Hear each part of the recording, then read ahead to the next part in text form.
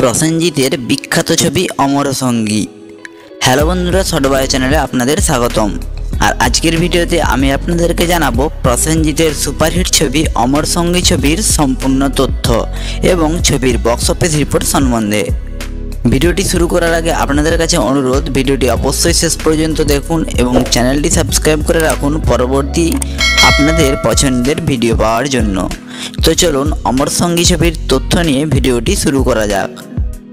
1987 সালের জনপ্রিয় হিট ছবি।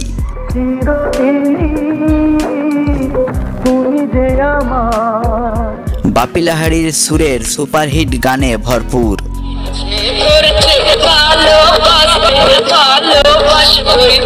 এই ছবি সেই সময় আলোড়ন সৃষ্টি করেছিল বাংলা সিনেমার পর্দায়।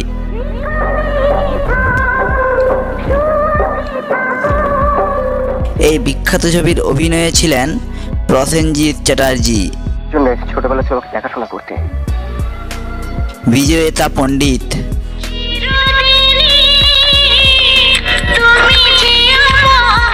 শুভেন্দু চ্যাটার্জি, জীবনের চাইতে আর কারো জীবন আমার কাছে বেশি মূল্যবান, শকুন্তলা বড়ুয়া,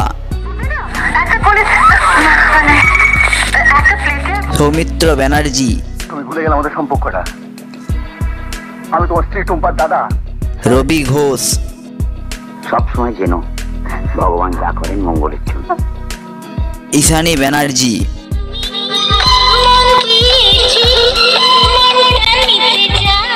অমর সঙ্গী ছবির নায়ক হিসেবে প্রসেনজিৎ নন, তাপস পাল ছিলেন প্রথম পছন্দ প্রযোজিতা দীপ্তি পালের। দীপ্তি পালের এর আগের দুটো ছবি পার্বত প্রিয়া, যেটি 1984 সালে মুক্তি পেয়েছিল, এবং অনুরাগের ছোঁয়া, যেটি 1985 সালে মুক্তি পেয়েছিল। দুটি ছবি বক্স অফিসে দারুণ হিট করেছিল এবং দুটি ছবিতেই নায়ক ছিলেন তাপস পাল। কিন্তু অমর সঙ্গী ছবিতে তাপস পালের বদলে প্রসেনজিৎকে নায়ক হিসেবে বিবেচনা করার জন্য কৃতিত্ব ছিলেন যার, তিনি হলেন সুজিত গুহ, এই ছবির পরিচালক।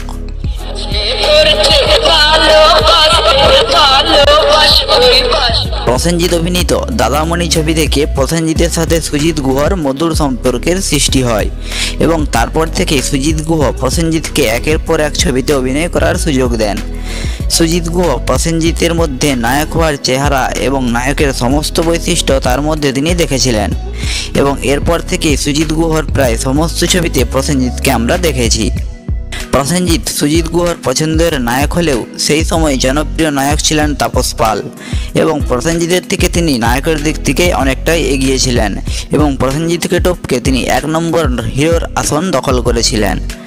এরকম অনেক ছবি আছে যেখানে দেখতে পাবেন তাপস পাল ছিলেন প্রধান নায়ক এবং দ্বিতীয় নায়ক বা তৃতীয় নায়ক হিসেবে অভিনয় করেছিলেন প্রসেনজিৎ।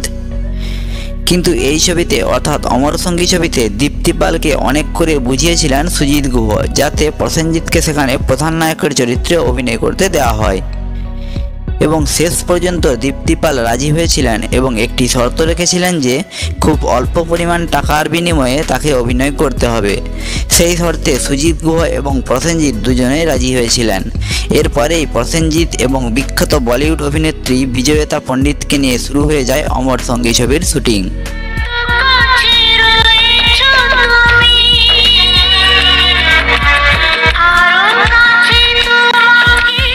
তো অমর সঙ্গী ছবির চিত্রনাট্য এবং সংলাপ লিখেছিলেন অঞ্জন চৌধুরী আর কাহিনী ছিল দীপ্তি পালের।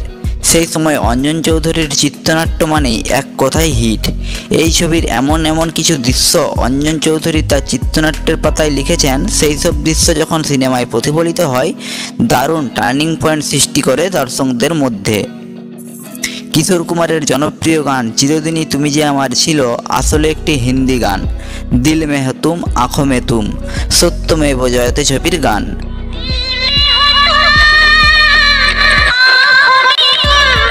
পরিচালক সুজিত গুহ যখন এই হিন্দি গানটি শুনেন তখন বাপি লাহিড়ীকে বলেন এই গানের বাংলা সুর আমার অমর সঙ্গী ছবিতে চাই এবং কিশোর কুমারকে দিয়ে এই গানটি গাওয়ানো হয়। তারপর যখন ছবিটি সিনেমা হলে মুক্তি পায় শুধুমাত্র গানটির জন্য দর্শকরা বারবার ছবিটিকে দেখতে আসে। অমর সঙ্গী ছবিটি বৃহত্তম সুপারহিট ছবি হওয়ার পেছনে কিশোর কুমারের চিরদিনই তুমি যে আমার গানটির কৃতিত্ব ছিল খুবই বেশি। তুমি যে আমার অমর সঙ্গী ছবির শুটিং হয়েছিল শিলং, কার্শিয়াং, কালিম্পং এবং কলকাতার লেক গার্ডেন্সে। এই ছবির একটি দৃশ্যে যেখানে প্রসেনজিৎ বিজয়তা পণ্ডিতকে স্টেশনে আটকানোর জন্য ছুটে আসে, স্টেশনে একটি ফুটব্রিজের উপর দিয়ে তাকে ছুটতে দেখা যায়। সেটি ছিল কলকাতার লেক গার্ডেন্সের স্টেশনের একটি ফুটব্রিজ।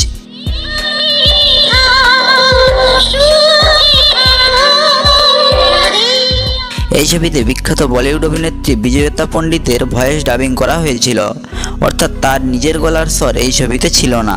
বিজয়তার গলার স্বর ডাবিং করেছিলেন জনপ্রিয় অভিনেত্রী অনামিকা সাহা।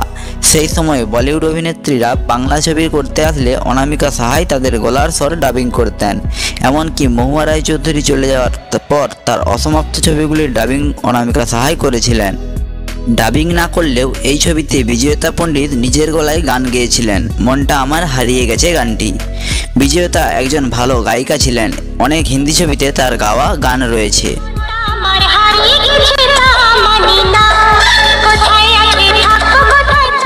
1987 সালে 25শে সেপ্টেম্বর উত্তরা, উজ্জ্বলা, পূরবী সহ অনেক সিনেমা হলে মুক্তি পায় ছবিটি।